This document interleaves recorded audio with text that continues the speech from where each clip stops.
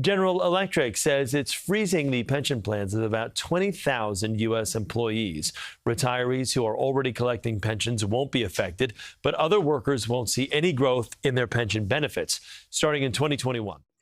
Pensions are making news again, and it's not good news. The recent announcement that General Electric is freezing pensions for 20,000 participants put a new spotlight on an issue that many employers are struggling with, and many workers nearing retirement are worried about.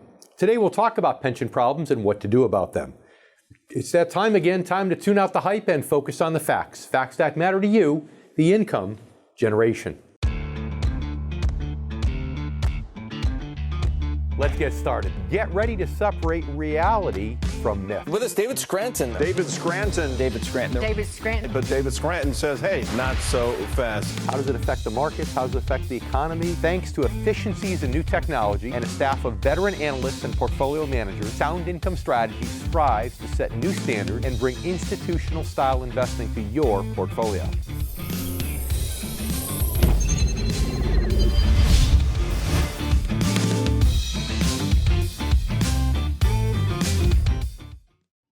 It's common knowledge that private sector pensions are largely a thing of the past. I've mentioned it often here on this show and identified it as one of the many unique challenges facing baby boomers.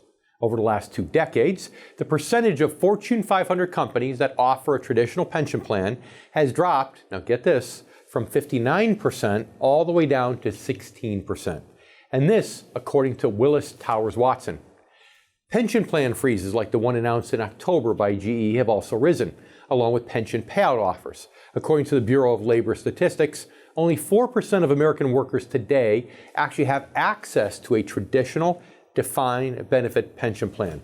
If you're among that 4%, then the question becomes, how reliable is your pension? We'll examine that question here on the show today. We'll also talk about how and why traditional pensions disappeared in the first place, the pros and cons of accepting a pension payout, should one be offered to you, and what you need to know to meet your retirement goals, whether you have a traditional pension plan or instead its popular replacement, the 401k. But first, let's talk a bit about the rise and fall of pensions and their place in retirement planning history. You know, pensions aren't an American invention. The first ones originated in 1889 when German Chancellor Otto Leopold announced that workers who made it to age 70 would be provided a pension annuity. It was to be financed by workers and employers equally and underwritten by the government. The U.S. then began experimenting with pension programs in the 1880s, but it wasn't until the Great Depression that the idea of a social safety net, if you will, was actually popularized. In their glory years, pensions were an essential part of company culture. In the case of General Electric, their famously generous pension was often one of the main reasons people chose to work there and why they remained there for their entire careers. Pensions remained popular until the 1980s when interest rates started to decline. This trend meant that employers had to start making bigger and bigger deposits into these pension plans to fund the future liabilities. That, combined with the increasing popularity of mutual funds, gave employers a chance to pass that liability on to their employees through self-funded plans such as 401ks. Now, to explain that in a bit more detail, pensions and 401ks both provide a means of saving for retirement. But the way they accrue money differs greatly when it comes to who owns the risk and who has the responsibility of managing the investments. You see, with a pension, the company or the employer pays into a pool of money, and sometimes the employee as well. Then the company invests that money and hopes that it grows enough to pay a defined benefit, a monthly benefit, when the employee retires. If that doesn't happen and the investment money falls short of the defined benefit, then the company is obliged to pay the difference out of its profits. Now, obviously, the more frequently this happens, the more these pension liabilities can start to cut into a company's bottom line. They can become especially problematic if the company's profit margins are already shrinking due to other forces. Thus, a company will freeze its pension plan in order to limit taking on more pension liability in the future. General Electric is just the latest example. Now, in addition to freezing their defined benefit plans for 20,000 workers, they also announced they'll offer lump sum pension payouts to about 100,000 retirees. According to the company, the pension freeze will reportedly save $8 billion on the pension deficit and reduce corporate debt by $6 billion. Moreover, the lump sum payouts move that liability off their balance sheet forever, so that any future market downturns are not borne by General Electric for those who take the lump sum. Now, GE's actions follow a similar move by Ford, while other corporate giants like IBM and Boeing have also ceased pensions in this century. Ultimately, the reason most companies have shifted their retirement programs away from pensions and toward 401ks is that doing so shifts all the risk of liability away from the company and to the worker. The individual, not the company, must make the investment decisions and do the administrative work for their own accounts and hope that during their prime working years, those accounts grow more often than they shrink. Many companies try to make the process a bit easier for employees by automatically enrolling new workers and matching their contributions. Although the default contribution amounts are often small, many times around 3%. This means it's entirely up to the individual to decide to invest more, which again takes the risk and liability off the employer and puts it squarely on the shoulders of the worker. Now, 401ks also have some other differences that have made them preferable to pensions over the past few decades. For example, in the eyes of the employee, they're portable. The concept of staying with one company for life is largely a thing of the past. Workers today move around, sometimes frequently, and a 401k plan can move with them.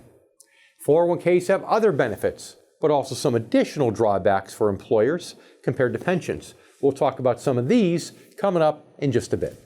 David J. Scranton's groundbreaking new book, The Retirement Income Story, will revolutionize the way baby boomers and their advisors plan and save for retirement. The Retirement Income Story, the story behind the launch of the Retirement Income Store, is about to shatter many of the myths Wall Street bankers have promoted and protected for decades. David outlines what he believes to be a much better method for planning and saving for retirement, one that doesn't involve taking on more stock market risk. In fact, most will be able to reduce and or possibly even eliminate stock market risk while creating renewable streams of income they can count on well into their retirement years. The simple truth is that if you were born in 1968 or sooner, you can't afford to ride out another catastrophic stock market drop like the ones in 2000 and 2007. Read The Retirement Income Story and revolutionize the way you plan and save for retirement. Now let's bring in our first guest, lawyer, investment banking, and securities industry professional, Ted Siedel. Ted is also a Forbes contributor and one of the nation's leading experts in forensic investigations of money managers and of pensions. In fact, in 2018, Ted secured the largest CFTC whistleblower award in history, and that's $30 million. The year before, he secured the largest SEC whistleblower award, $48 million. Both were related to a $367 million JP Morgan Chase settlement that charged the bank with failing to disclose certain conflicts of interest to some of its wealth management clients. Ted, great to have you here on the show today on The Income Generation. All right, thanks. Thrilled to be here. All right, so we're talking about pensions. So tell us, pensions are far fewer between than they were in decades past. I'm talking about the traditional defined benefit variety. But what are some of the things that you see in the pensions that remain in terms of conflicts of interest, that when you put your whistleblower hat, you see things going on behind the scenes that maybe just aren't quite right? Well, pensions is a really hot issue these days because most people want to know, is my pension going to be there? That's a burning question, and the answer is not at all clear. So we have the largest elderly population in the history of this planet, and the startling fact is that only the very smallest minority of that, say, $2 billion 65 and older population has enough money saved to prepare for retirement. So it is a pension crisis. It's the greatest pension crisis in the history of the world. And it's just as great here in the United States as it is in Croatia or UK or Japan or Saipan, for that matter. So it's really a burning question. And what my work, I've done over 1 trillion in forensic investigations of retirement plans. And what I found is that most pensions are grossly mismanaged. It's what I call gross malpractice, generally practice. Now, are you talking about just the underfunding aspect of these pensions, or are you going deeper? I'm going much deeper. You know, pensions are very easy to understand in a sense. There are three elements to pensions. One is how much money goes into the pension. The second is what happens to the money while it's in the pension, how it's invested. And the third is how much money goes out of the pension in the form of benefits. So if any of these three drivers of pension health are amiss, the pension can potentially fail. So when I talk about gross malpractice, generally practiced, I'm really talking about the investments, not how much money is going into the pension, not how much money is going out of the pension, but how is the pension money, the money in the pot, for sitting there for, say, a worker's 30-year work life. So in the 45 seconds we have left in this block, so you're trying to say that the prudent man rule, as it's called, doesn't fix everything, that just solves the problem and pension administrators are fiduciaries? No, the prudent man rule doesn't help. Wall Street runs circles around pension funds. Wall Street creates weapons of mass financial destruction, hedge funds, private equity funds, and all sorts of high-cost, high-risk, opaque investments. And the people running these pensions are simply not capable of decoding what they're all about. Interesting. We'll have to dig deeper right after the commercial break and find out what it is.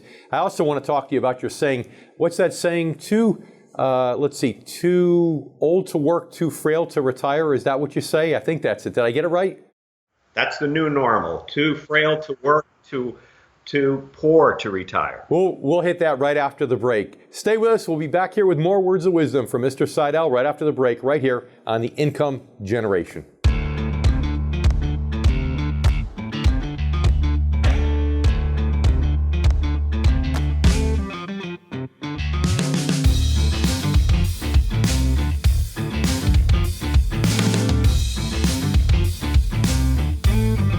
For behind-the-scenes photos, retirement planning tips, and upcoming giveaways, follow The Income Generation Show on Facebook. And don't forget to subscribe to our YouTube channel to watch video clips, guest interviews, and to catch up on past episodes.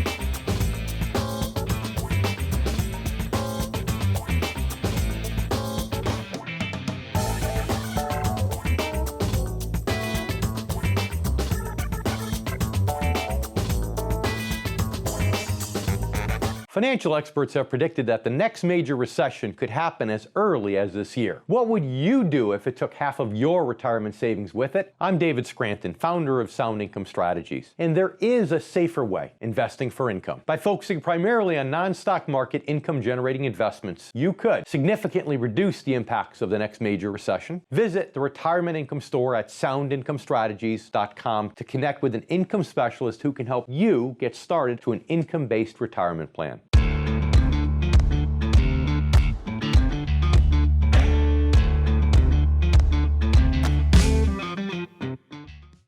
Although 401ks have actually been around since 1978, the move away from pensions and toward these plans really didn't kick into high gear until well into the 1980s, partly because that's when interest rates began its long downward trend. While they were popular with employers because they shifted this financial risk and liability away from companies onto workers, they were also quickly popular with workers. And that's largely because at the same time, they were becoming the preferred method of retirement saving. The stock market was in a historic period of growth. From 1982 through 1999, America enjoyed the most lucrative long-term secular bull market in U.S. history. Workers in their prime earning years saw their accounts grow impressively during that period. And this made the fact that 401ks which were largely tied to mutual funds, one of the most attractive features back then. However, that would all change, of course, in the year 2000, when the stock market dropped by almost 50% and ushered in a new long-term secular bear market period. In spite of that, though, still 401ks remain the most common and popular investment vehicle for working Americans who are actively saving for retirement. During the growth and accumulation stage of the process, they have several advantages compared to what traditional pensions once offered. The most obvious one is that contributions to your 401k are tax deferred, unless or until you make a withdrawal. This, of course, lowers your annual taxable income as well as your tax bill. Many people also like the flexibility that a 401k provides. The amount that you contribute is up to you, and you can change over time based upon your situation. You might get a raise, and you might want to start contributing more. Or you might feel the need to start channeling savings elsewhere, perhaps into a college fund, for example, and decide to reduce your 401k contributions. Contribution limits are also quite high. As of 2019, the annual allowable 401k contribution limit has been increased to almost $19,000. If you're age 50 or over, the limit has been extended to about $25,000. As a general rule, the recommendation is that you set aside no less than 10 to 15% of your gross income each and every year for retirement. Although most people, unfortunately, contribute substantially less. Another big plus is that most employers offer a matching contribution to the 401k, and some also offer a profit-sharing feature. The majority offer something along the lines of a 50% match of, let's say, the first 5 or 6% of what you contribute to the plan. Another advantage most people aren't aware of is that workplace retirement plans, such as 401ks, are protected by federal laws through the Employee Retirement Income Security Act of 1974, otherwise known as ERISA. It sets a minimum standard for employers who offer retirement plans, and it safeguards the employees' interests, as well as those of their beneficiaries. And they do this in a variety of ways, including by providing protection from creditors. Now, on the flip side of all this, 401ks also have some disadvantages, particularly in comparison to traditional pensions. One of them I've already mentioned. Since most plans are built around stocks and mutual funds, they are highly susceptible to market volatility and can incur major losses in a sustained market downturn, such as those we've seen twice since the turn of the century. And again, the main motivation for employers moving toward 401ks and away from pensions is that it shifts the risk of such losses onto the employee, and it eliminates that company's liability to make up for those losses. Now, as noted, many companies seek to reduce that liability even further by offering lump sum payouts to former employees that still have active pensions. So is accepting a lump sum payout a good idea if you're offered one? We'll talk more about that coming up in just a bit. We'll also talk later about another one of the major drawbacks of a 401k and how to deal with it, and that is forced withdrawals by the IRS. Now it's time to bring back lawyer, investment banking, securities industry professional, Ted Siedel. Ted, thanks for sticking around. Thank you. Okay, so Wall Street runs circles around the prudent man rule. Can you give us one example of something that might happen inside a pension, other than just being underfunded because the employer doesn't have the money to fund it, that you might be referring to, just so our viewers can get a feel for what you're discussing? Well, people running pensions typically have no idea what the fees, the true costs that they're paying to Wall Street for managing their money. So there are crazy investments which are called fund of funds. So that's a fund that charges a fee. You got it. That's exactly right. It's a fund that invests in a fund that invests in a fund, and all three layers are charging fees. So the fees on a fund of funds can be 6 to 9% a year. And of course, in a market that is projected to perhaps return 7% a year, if you're paying 6 to 9% in fees, what does that leave you? What's your return? Zero. Probably negative at that point if you're lucky, sure. So, okay, I get it with the fees. Now, the Department of Labor was making a big push to further disclose and make the fees more transparent and even minimize the fees in 401ks. But that's a little different because that's all the employees' money that's in there that they're trying to protect. In this case, it seems like even that effort, even though it didn't go through, when the DOL was making that effort, it sounds like it wasn't really going to fix defined benefit pensions, correct? That's correct. It doesn't apply to defined benefit pensions. And by the way, I train the Department of Labor pension investigators annually in Norman, Oklahoma. But there has been a push for greater transparency of 401k fees, but that doesn't apply on the pension side. And 401k fees have been excessive for the last 30 years. They're coming down, but they've been very excessive for the last 30 years. And as a result, 401ks have failed at least one, possibly two generation of workers. And I think the DOL might be looking at the defined benefit pension, saying, well, it's the company's money. If the company does a bad job with investments, well, then they just have to pony up more. But that's not really true. What's really happening is that they're just getting rid of these defined benefit pensions because they are so underfunded. So I know right now you're looking down, really looking down the pipe of what you believe is the biggest retirement crisis ever, too frail to work and too broke to retire. We have a minute and a half left. Tell our income generation viewers about this, please. Well, the population demographics tell the story. The over 65 population is skyrocketing. It's projected to be over 2 billion people in the near future. And so therefore, this is the greatest retirement population planet Earth has ever seen. And how well positioned are these people to retire, to survive 30 or more years in retirement? The answer is they're not positioned at all. Only probably less than 1% has enough in savings to survive decades of retirement. So 45 seconds. What's your best advice to the income generation member watching the show saying, I'm one of the other 99%, what can I do? Well, my best piece of advice is if you're in a pension fund, chances are that's the basket in which your eggs are in. All your eggs are in that basket. So as Mark Twain or Andrew Carnegie said, watch that basket. If all your eggs are in one basket, watch that basket.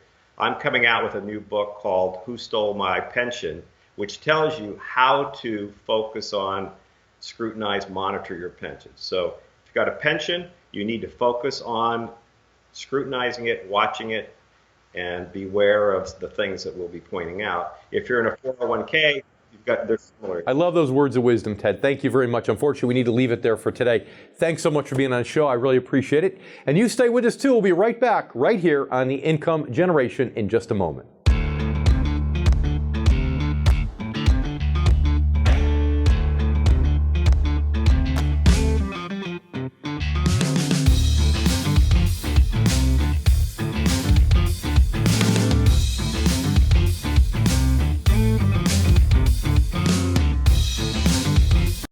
Investing for income? The idea has grown in popularity over the last several years due to today's volatile stock market. But if you're at or near retirement age, it's no longer just how much you've saved, it's about maximizing and protecting your life savings while minimizing your risk from market ups and downs. David J. Scranton's new book, The Retirement Income Story, is here to help baby boomers face the challenges of investing in this age of economic uncertainty. Visit theretirementincomestory.com to learn more.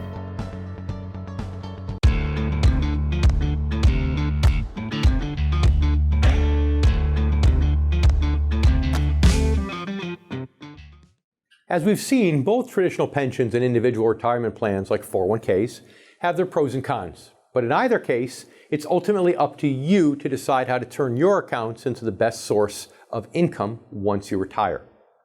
There are a tremendous number of factors to consider, which is why I believe it's a decision best made with the help of a qualified financial advisor who specializes in investing for retirement income.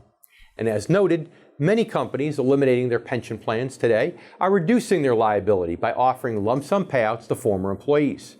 That in itself creates a big decision for many people right off the bat. A lump sum is a form of pension payout that calculates the present value of all those future payments over the course of your lifetime at a prescribed discount rate or interest rate. As explained in a recent Forbes article, the calculation is like a mortgage loan. The lump sum is the value of the mortgage. The pension payments are the equivalent of mortgage payments. The term of the loan is the life expectancy of the retiree, and the interest rate is the rate approved by the IRS. For example, a defined $5,000 monthly pension, depending on the age of the retiree, might have a lump sum value of about $1 million. So in this case, the decision is, would you rather have $5,000 a month for life guaranteed or $1 million right now to invest as you see fit? Again, there are many factors to consider, and a qualified income specialist can help make sure that you don't overlook any of these factors. For example, your age is important for several reasons in determining the size of your lump sum. However, this gets complicated because tax brackets vary based on many factors, including retirement income versus working income and filing status, such as single, married, filing jointly, filing separately, etc. Now, obviously that means another important factor is whether you are married, single, or divorced. One more issue is your health. Why? Because the longer your life expectancy, the more sense the monthly pension might just make. One of the biggest considerations, of course, is your individual retirement income goals and needs. And do those goals include leaving a legacy?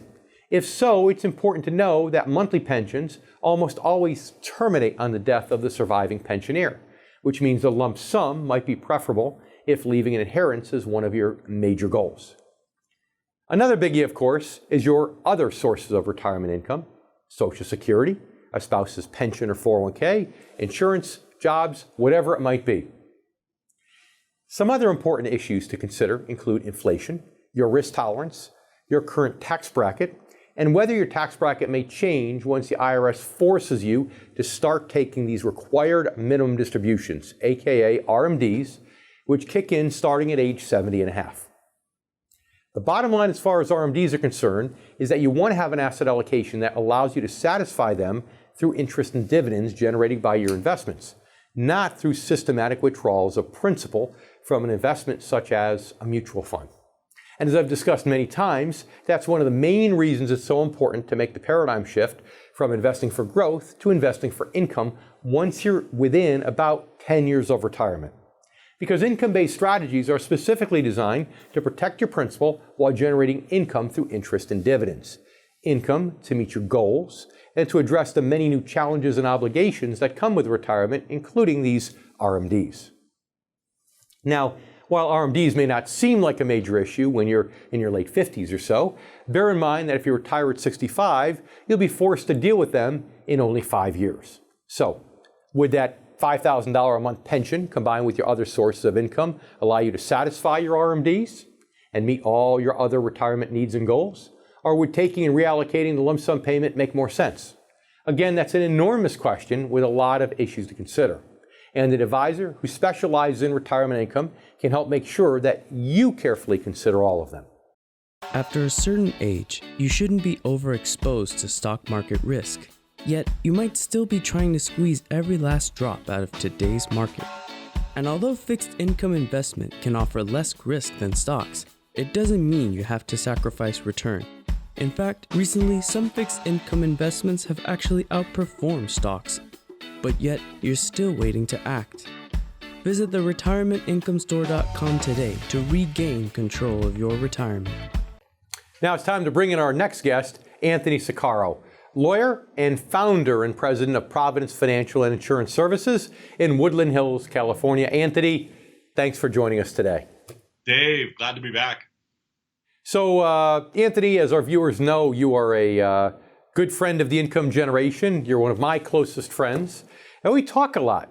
So, but one thing I haven't asked you in our conversations is, are you seeing more defined benefit pension plans with your clientele in California than maybe I'm seeing in Connecticut or Florida? Or is it still slim pickings these days with the old-fashioned defined benefit plans? Yeah, good question. We actually have a lot of clients that still are under a defined benefit plan, pension plan type of program because we've got CalPERS here. I have a lot of teachers as clients. CalPERS, as you probably know, is the largest funder of pensions in the country. And with all the teachers that we have, we deal with that a lot. So it is very common in our neck of the woods. Okay. So a lot of them now, and maybe not CalPERS per se, because they're not, I assume they don't offer a lump sum option, correct? Correct. That's right. So when you do come across somebody that maybe works for a private company that's given a lump sum option as well as annuity options, how do you get them to make that decision between the lump sum and taking the pension income itself?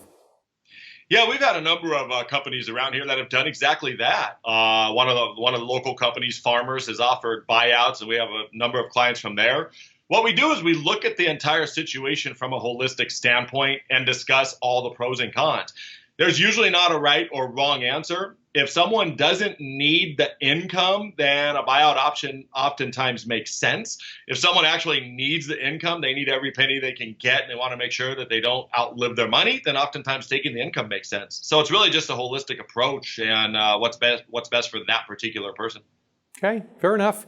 So let's pivot to 401ks, because we've probably come across, you and I both, far more people that have 401ks than traditional pensions. So, in the minute or so we have left in the segment, tell our income generation viewers, please, what you see are some of those common mistakes that investors make, employees make, when choosing and allocating and deciding how much to put in their 401k. Well, I think one of the most common mistake by far is that 45% of people across America don't even participate in a 401k. And I think that's nuts. I had someone recently ask me, my 401k is offering me, 3%. If I put in 3%, they're offering to match. Do you think that's a good idea? No, I think it's a horrible idea to double your money the moment you put it. It doesn't make sense. But if you're in a matching plan, put into it at least what they're going to match. That is free money. So that's the biggest mistake that I see them make. The second biggest mistake is just blindly checking the box and choosing some investments based on the last 1 year, 3 year, 5 year, and so on, without doing any more research on that and never readjusting it. Okay.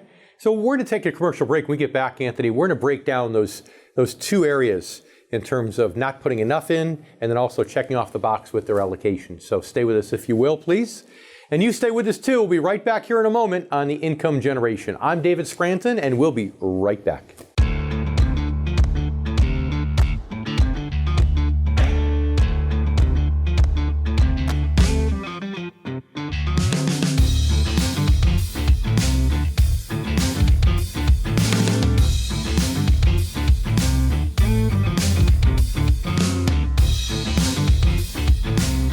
What is a fiduciary? A fiduciary is someone who is ethically obligated to act in your best interest, not their own. Many financial advisors are also fiduciaries, but not all of them. That's what makes our local income specialists at the Retirement Income Store so different. They are morally bound to work in your best interest. They'll help you plan and invest your money so that you can enjoy your retirement to the fullest. Visit theretirementincomestore.com to learn more. The road to retirement is filled with twists and turns, and life's unexpected detours could easily throw you off course.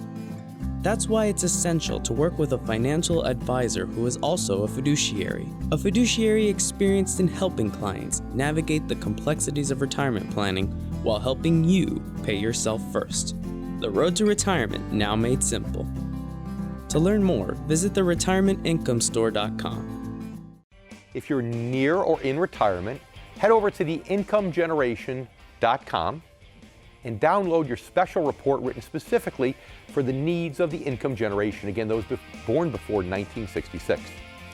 I'm David Scranton, and you've been watching The Income Generation.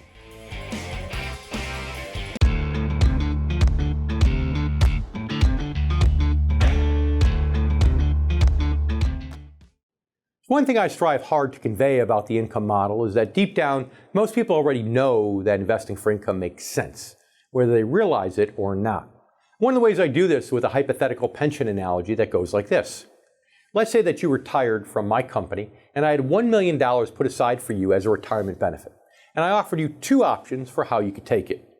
Option one is where you'd have $1 million in our company stock. You wouldn't be able to sell it right away because it's restricted stock, but you could collect a 2% dividend on it each year, and that is $20,000 a year.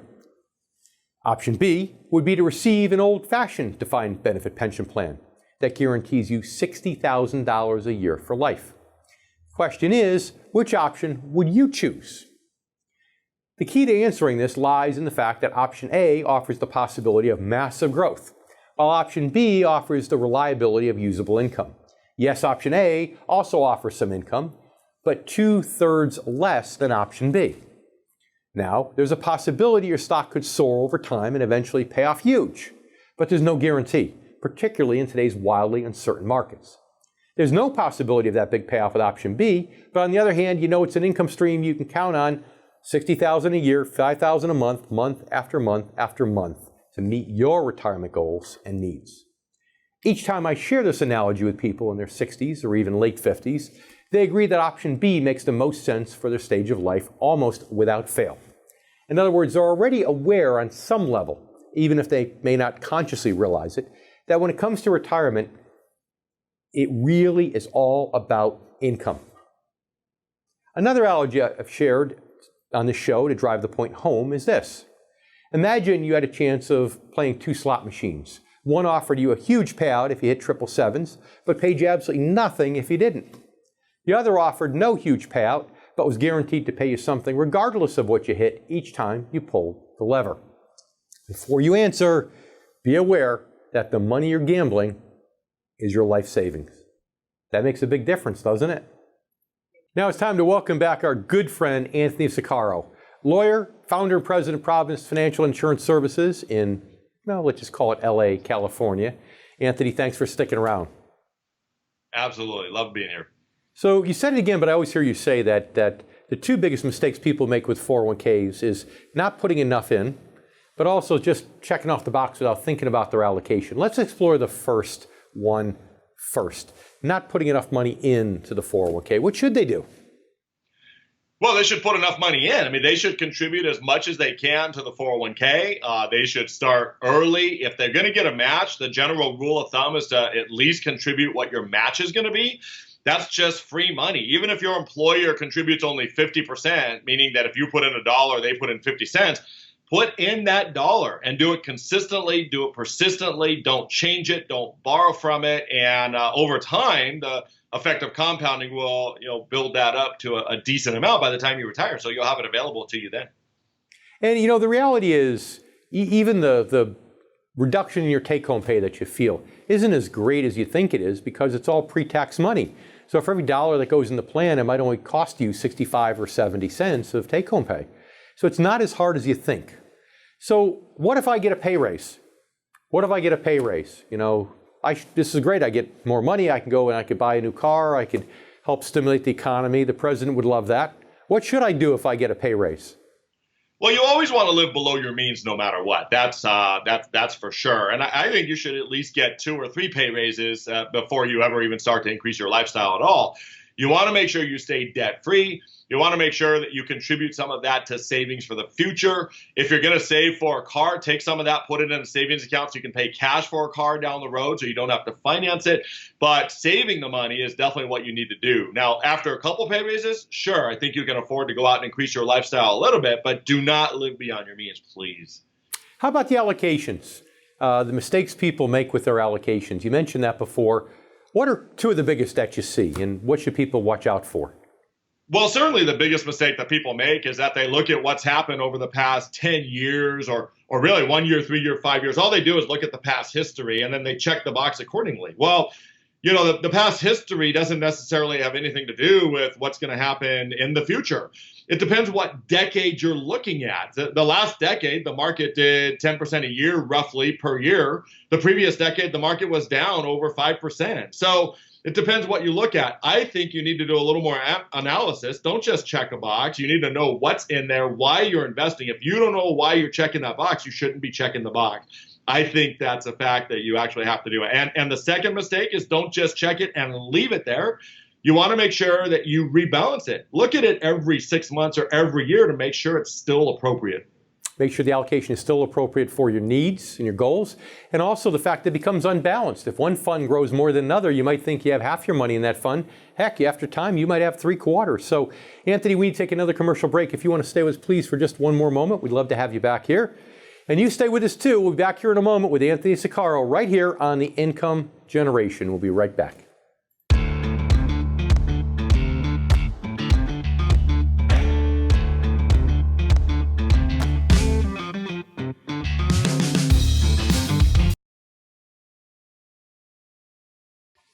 Now let's bring in one more time our good friend, Anthony Saccaro, president of Providence Financial Insurance Services in Los Angeles, California. Anthony, right before the break, you talked about those 2 mistakes, people not putting enough in. but also people putting in, just checking off the box, having an allocation, and then not changing that allocation as time goes on. But also, isn't it true that the 401k isn't standalone, that people need to look at that also in the light of their other retirement investments that hopefully they have outside of the company? Oh, you're 100% correct. And if we throw on to the list of mistakes that I see that are the most common, that's another one, is that people putting too much into the 401k up front and overfunding it so that when they get to retirement, they've got a 401k and nothing else. They've got retirement plans and then nothing else. What that's going to do is that's going to make retirement very expensive, because now if you want to buy a car for, $30,000, you've got to take $40,000 out to pay $10,000 of tax, have $30,000 left. If you want to take a vacation for $10,000, you've got to take $15,000 out, pay $5,000 of tax. So it's very expensive. My happiest clients are clients that have some retirement money and some non-retirement money so that they can control their level of income and take money that they need for lump sums and save a ton of taxes. That's what I would recommend. Don't overfund your 401k. Big mistake. Okay, so what other types of accounts do you recommend that people consider when they're planning for retirement and all they have at work is the 401k? So I think the next best option, once you've put as much as you need to put into your 401k to match, I would start looking at Roth IRAs. A Roth IRA, or if you're fortunate enough to be with a company that offers you a Roth 401k option, when you put money in, you pay tax on it now, but it's going to grow tax-free for the rest of your life. And I promise you that you're really not going to feel the pinch now as much as you're going to feel the pain later down the road if you don't do it. A Roth 401k or 401k is certainly a phenomenal way to go. And now I max out my 401k, I max out my Roth IRA, I'm full speed ahead, 45 seconds left. What should I do? Well, then if you've maxed out your 401k, you've maxed out your Roth IRA, then what I'm going to be looking at is your taxable brokerage account with investments that are tax efficient. If you're 20 or 30 years old, investments that have capital gains so you can take advantage of the capital gains. If you're a little bit older, investments that maybe provide income. But first, max out your Roth, your 401k, your Roth, and then taxable accounts after that, invested tax efficiently. Yep. And you retire, most people roll that money out of the 401k so that you're not limited to mutual funds, correct?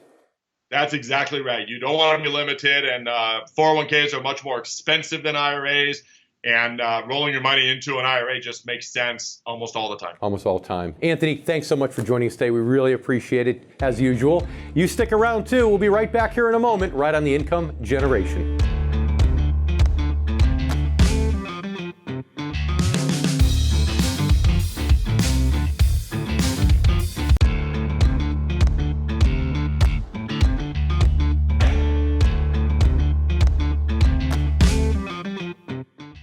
I'd like to thank both of our guests for joining us today for another episode of The Income Generation. I'd also like to thank you, our new and returning viewers. There was a day when pension programs were a source of pride with many companies and an asset that helped them hire and retain valued employees and build strong, cohesive workforces.